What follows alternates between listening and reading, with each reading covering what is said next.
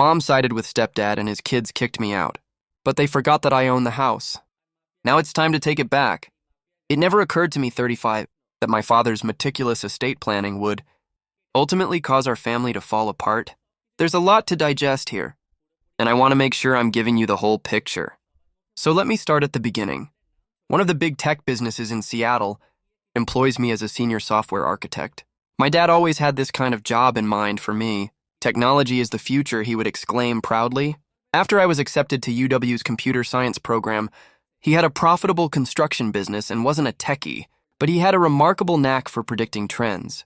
Beginning with the recession of the late 1980s, Dad started his construction business from the ground up.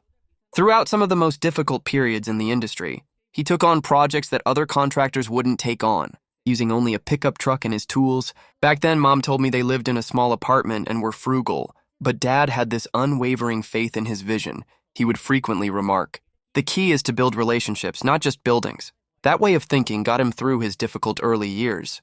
Dad's business was unique because of the way he treated both customers and staff. Even if it meant losing some bids to rivals who made exaggerated deadline promises, he was a firm believer in open pricing and truthful schedules. First, establish trust, he would advise. He was correct when he said the profits will follow. His business, which was renowned for taking on intricate restoration projects, requiring both technical expertise and historical sensitivity, rose to prominence in the Seattle area by the mid-1990s because of the devotion he had developed with his clients and staff. Dad's business survived the 2008 financial crisis.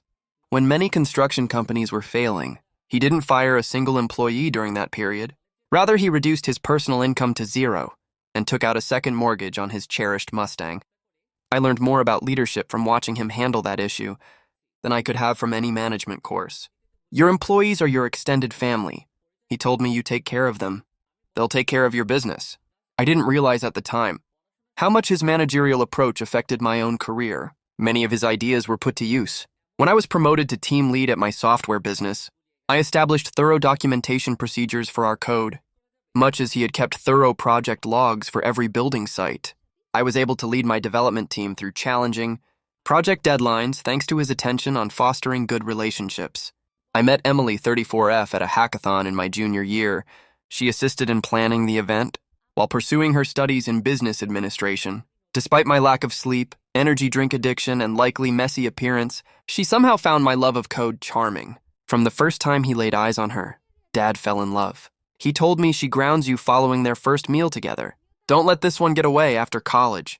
Dad even assisted Emily in launching her own marketing firm. He introduced her to his network of local company owners, showed her how he drafted his contracts, and shared his business objectives with her. He would tell us success isn't just about what you know, it's about helping others succeed too. Dad was always imparting his expertise in educating. Those formative years were unique. Emily and I would always make the drive to my parents' house on Sundays. To have dinner, we would all sit on the back deck that Dad had constructed and chat about everything and nothing. While he lit the grill, even though he couldn't understand the majority of the technical details of my most recent work, he would still ask in-depth inquiries. Mom used to say, "There they go again with the computer talk," with a loving eye roll. Dad's pride and joy was the house itself. He purchased it with the proceeds from his first significant construction job in the 1990s, which was a historic restoration project that made his business famous in one of Seattle's older neighborhoods. This lovely craftsman-style home features a wraparound porch in a garage that he transformed into the most well-organized workshop you've ever seen. Labeled and placed with almost fanatical precision, each tool has its place. Dad handled the house as though it were a living example of his skill. Every renovation was meticulously organized and recorded. Every repair improvement and paint job was documented in a thorough spreadsheet that he maintained. "A house is like a living thing," he would say as he demonstrated for me how to clean the gutters or inspect the foundation. He maintained a maintenance regimen that included everything, from checking the roof after winter storms to changing air filters. Neglect the little things and they become big problems. In addition to being his haven, the workshop served as a classroom where he taught me about subjects other than tools, in addition to adding unique storage options and a workbench he made especially for teaching me woodworking. He had completely renovated the garage himself. He would say every piece of wood has its own story as we were working. The pegboard wall with delineated shapes for each tool wasn't just about organization. It was his method of teaching me that everything has a place and a purpose. Our job is to help tell that story. Our family held weekends in high regard in that garage. Dad and I would work on his 1967 Mustang for hours on end. When I was 12, Dad had purchased it for restoration, claiming it would be a project that would strengthen our bond. As father and son, that vehicle turned into a life lessons classroom. His advice, which I still abide by now, was straightforward. Always use the right tool for the job, or shortcuts look tempting, but they'll cost you in the long run. Although Dad might have completed the Mustang project in 1 year, if he had so desired it took 3 years, however, he was more interested in the process than the final destination. I learned everything, from project management to fundamental mechanics from him. We took pictures of every component we changed, recorded each step, and maintained thorough logs of our development. This isn't just about fixing a car, he would affirm. It's about learning how to break down big problems into manageable pieces. I found that lesson to be really helpful in my profession. As a software developer, Emily and I purchased a small home, around 20 minutes from my parents' house after we were married. Although Dad insisted that we take out the mortgage in our names, Dad assisted us with the down payment. You need to build your own credit history. He clarified it's about standing on your own feet. He taught me how to install ceiling fans and fix drywall. As he worked on our renovations on the weekends, he was preparing me for the responsibilities of homeownership. Even back then at this time, my career was really taking off. I just received a promotion to team lead, overseeing a team that was creating cloud infrastructure solutions. I enjoyed every second of it.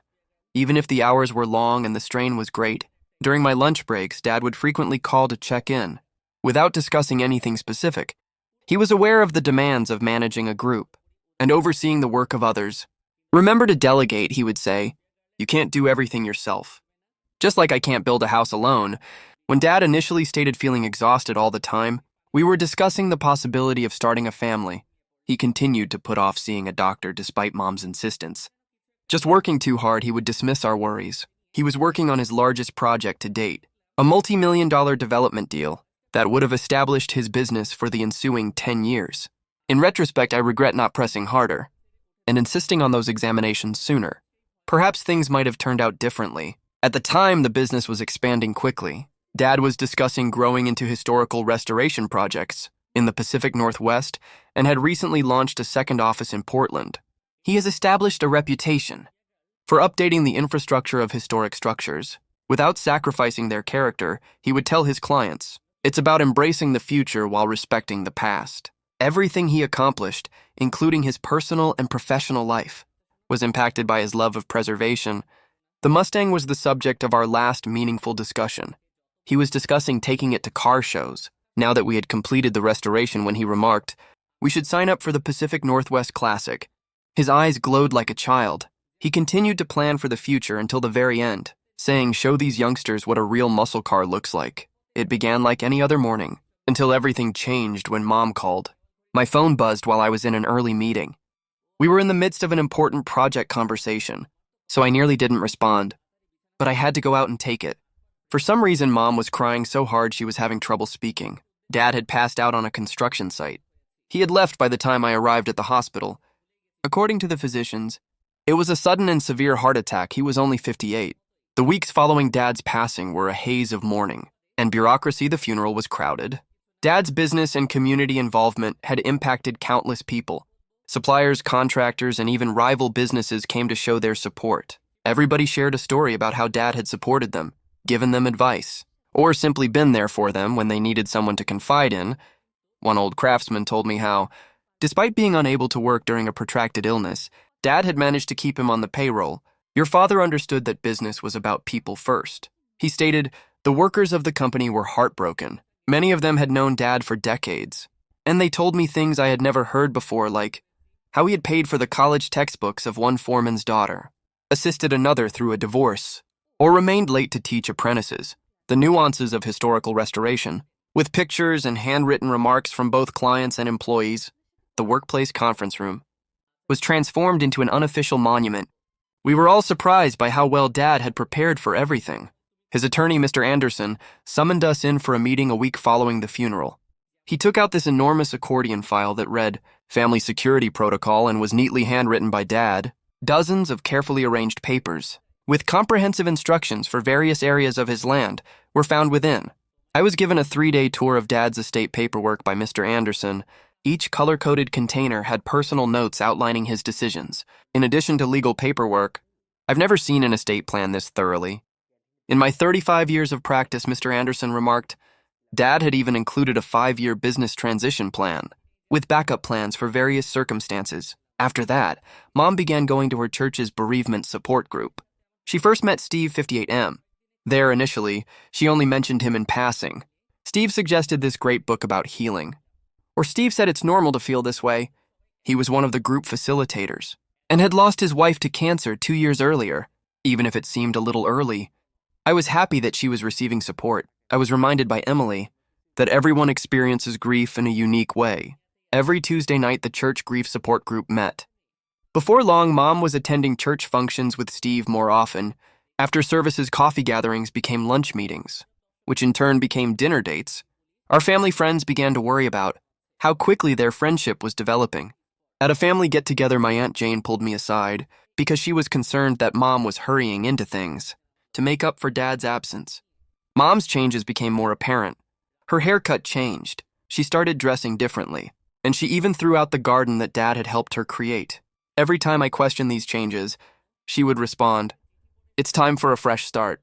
Dad was hardly ever mentioned by the woman, who used to spend hours narrating her life with him. It went more quickly than any of us had anticipated. Mom announced that Steve was moving in 6 months after Dad's death. James 30M and Lisa 32F, his own grown children, felt it would be beneficial to bring life back into the house.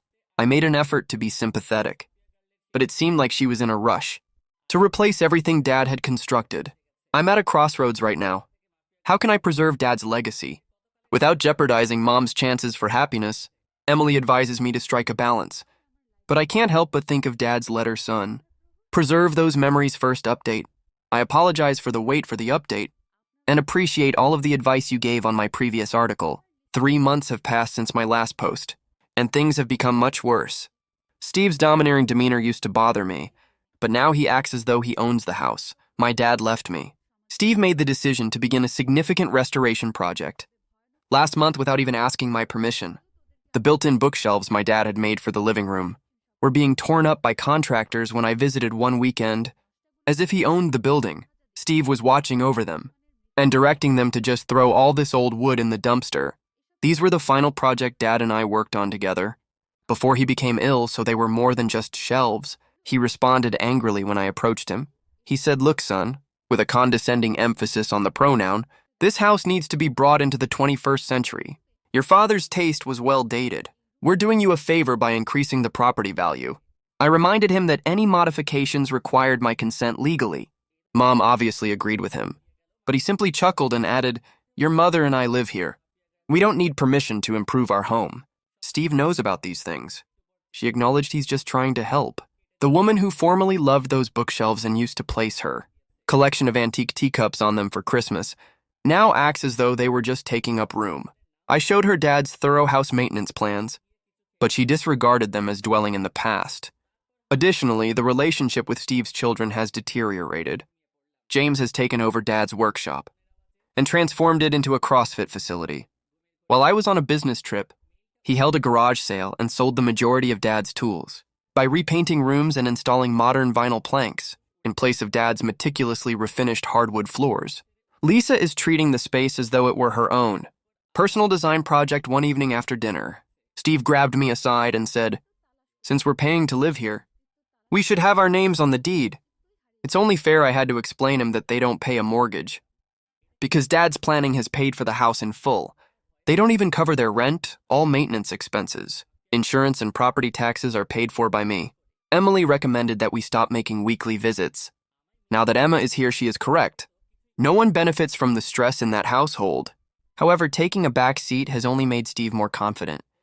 He began sending me bills for improvements that I never approved, and he began making them more regularly. I should be more sympathetic of Mom's new life. According to Mom's sister, who called me recently, I attempted to explain Dad's intentions and my legal obligations, but she simply accused me of being trapped in the past. Steve makes her happy. "Why can't you just let them make the house their own?" she asked. I found out this week that the growth markers that recorded my height from the ages of 3 to 18 had been removed from the kitchen door frame. Every birthday, Dad would measure me and write the date next to each mark. It's just an old door frame. We can't keep every piece of wood just because your father touched it, Mom remarked when I confronted her about it. I now spend more time sitting in Dad's old chair, the only piece of furniture I was able to keep in my own garage. Mr. Anderson advises me to begin considering long-term fixes. Legally, the house belongs to me, but I will eventually have to make some difficult choices regarding its destiny. When does being the bad guy become more important than preserving your father's legacy, and when your whole family opposes you, how do you defend the moral high ground? Update 2, I appreciate all of your advice regarding my previous post. The situation has reached a breaking point, and I finally made a choice that will most likely alter everything. I spoke with my financial advisor about the house situation last week. We may make a sizable rental income, enough to cover Emma's future college fund, because nearby property values have risen by 40% in the last 3 years. I discovered at the discussion that I had been so preoccupied with the sentimental elements that I had failed to take into account the financial ramifications of allowing Mom and Steve to live rent-free. Everything went haywire. When I brought this up to Mom in our weekly conversation, she yelled into the phone, "You can't do this to us. This is where we call home. Steve has worked really hard on it." She refused to listen. When I tried to explain that I was only considering my choices, she continued to talk about all the enhancements they had made, utterly disregarding the fact that I had never given my approval for these changes. An hour later, Steve called. He was upset, and his tone was different from his usual arrogant demeanor. "Listen here," he announced, "in this house, we have established a life because you're missing your father. You can't just walk in and ruin everything." He interrupted me when I attempted to explain the financial issues, stating that they now had sweat equity in the property. I reminded him that the house belonged to me legally. "There's a reason why Dad left it to me. Your father isn't here anymore." He replied, "You must consider the living." I talked to Emily about it, and talked to Mr. Anderson about it before deciding on it. The following day when I arrived at the house, Mom and Steve were working on yet another remodeling job. In the dining room, they had begun ripping out the original crown molding, which Dad had specifically milled to blend in with the house's antique style. That image made me more determined.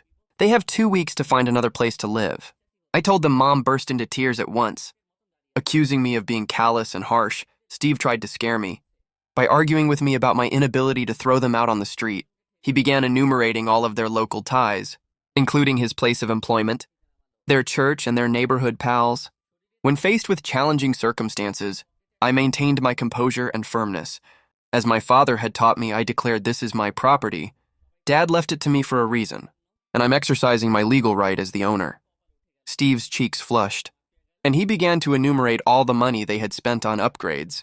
I informed him that the historical value of the property had actually been diminished by these unapproved alterations. When Lisa returned home and joined the debate, things became worse. Mom utilized her pregnancy as emotional leverage right away. "How are you able to treat your stepsister in this way? She will give birth to a child." Although Lisa's pregnancy is significant to them, I had to tell them that it does not affect my property rights, and that she is not my stepsister. There has been an ongoing assault of emotional manipulation ever since. Mom's whole family has banded together to oppose me. Her sister called, sobbing, and said their parents wanted to make sure Mom was safe. Messages regarding the challenging rental market were left by Steve's brother, a local real estate agent. Long messages on Christian ideals and family loyalty are even coming from distant cousins, who I hardly know. Dealing with family, friends who have known me since my early years, is the most difficult. People who grew up with me now tell me how unhappy they are with my decisions, and every call seems like another tiny betrayal. Some even claim that I'm damaging Dad standing in the neighborhood. The problem is that this has nothing to do with cruelty or profit. This is about honoring Dad's desires and preserving the things he created. It has been agonizing enough to see them methodically destroy all traces of him. The house was his legacy. I've paid for all of their expenses, allowed them to live rent-free for years, and put up with their unapproved changes. Eventually, enough is enough. They have 2 weeks to come up with new plans. I'm refusing to give in to Mom's constant demands for more time. Mr. Anderson claims that the law is entirely on my side, and that I have been more than giving. He is assisting me with creating official paperwork for the notice to vacate, ensuring that everything is accurately documented. I realize that this makes me appear to be the villain in everyone else's tale, but sometimes standing up for what's right requires making difficult choices. even when others disagree. I learned that from my dad. Third update, we appreciate everyone's help at this trying time. Things have come to an unavoidable end. Therefore, this will likely be my last update. I assigned Mom and Steve a 2-week deadline, but it's already passed. The past 2 weeks have been the longest of my life. They have been filled with guilt tripping, continual emotional manipulation, and progressively frantic attempts to get me to change my mind. Mom did everything she could. Every day she called, oscillating between fury and tears. She would say, "I changed your diapers one day. I gave up everything for you." She would yell the next day. Steve also changed strategies, trying to negotiate instead of using intimidation. He recommended establishing a formal lease and offered to begin paying rent. I couldn't rely on them to uphold whatever agreements we made, though, given what they had done to Dad's house. When I got to the house, there were people gathering on the front lawn.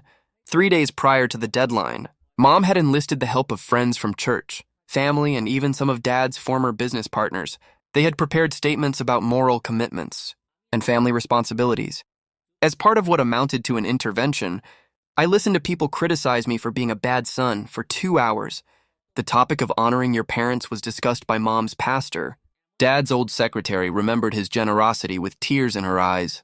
My elementary school teacher even came to remind me of the morals my father had attempted to teach me. The hardest part was when Lisa got up and talked about how stress could hurt her unborn child while covering her pregnant abdomen with her hands. While Mom was crying next to her, a few of the church women were glaring at me. It was an expert lesson in manipulating emotions, but during this ambush, an unexpected event occurred. I had a strange sense of serenity as I sat there, listening to everyone talk about Dad, people who hadn't even been to his funeral, suddenly professing to know what he would have wanted. Dad used to say, "Stand your ground when you know you're right," and I could almost hear his voice in my thoughts. I got to my feet and spoke to the group. I described how Dad planned everything carefully to ensure his family's future, and how he had constructed this house by hand. I showed them pictures of Steve's unapproved modifications, including the historical elements he ruined, and the fine craftsmanship he removed and replaced with flimsy, modern fixtures. After that, I presented them with a letter from Dad, outlining his reasons for leaving everything to me. Some of the elder business associates noted, as I read his remarks about trust, accountability, and preserving his legacy, they understood because they'd known Dad, really knew him shortly thereafter. The group scattered while some looked disapproving. The righteous wrath had subsided, and others gently apologized as they walked away. Without saying another word, Mom and Steve returned inside. I showed there with Mr. Anderson and a locksmith. On the morning of the deadline, although they weren't required, I had hired a security company to be on hand. Just in case the house was deserted, the remainder of their possessions were packed into Steve's truck. Steve couldn't help but give me a last poke, but Mom refused to look at me. As he assisted Lisa into his pickup, he asked, "You're happy with yourself? Your father would be so proud of how you've treated your mother." I didn't answer. Dad would have known. I know he had prepared for this possibility. What other reason might he have had for being so explicit in his will? I strolled about the home after they had left. I had underestimated the extent of the harm. Builder-grade materials had been used to replace the original fittings. Dad had painted over or taken out his handcrafted woodwork. We had spent so many weekends at the workshop, and it had changed completely. I have no intention of pursuing damages, but Mr. Anderson documented everything for any legal considerations. I simply want to put this chapter behind me and concentrate on fixing what can be fixed. Some of Dad's old craftsman friends have already been contacted, and they are eager to assist in rebuilding the features that were taken out. For now, Mom is staying with her sister. The majority of my relatives have stopped talking to me altogether. However, some sometimes call to chastise me on social media. Steve's children continue to share heartbreaking updates about their poor mother being thrown out of her home. But fewer people are responding to each post. Through it all, Emily has been my pillar of support.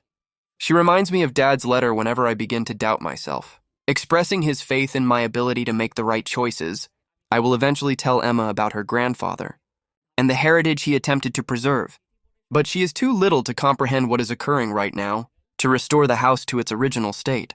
I'm collaborating with a restoration professional. We can preserve the spirit of what Dad made, but it won't be perfect. Some things can't be reversed. First, the workshop will be restored. The same place where I learned from my father is where I want my daughter to study. Being the villain in someone else's tale is sometimes the price of doing the right thing. I may never be able to rebuild the relationships I lost, but I can live with The fact that I preserved what my father trusted me with, as Dad used to say, integrity is about doing the right thing even when it hurts, and not about taking the easy route. I believe he would comprehend. My last update will be this one. I appreciate everyone's support along this journey.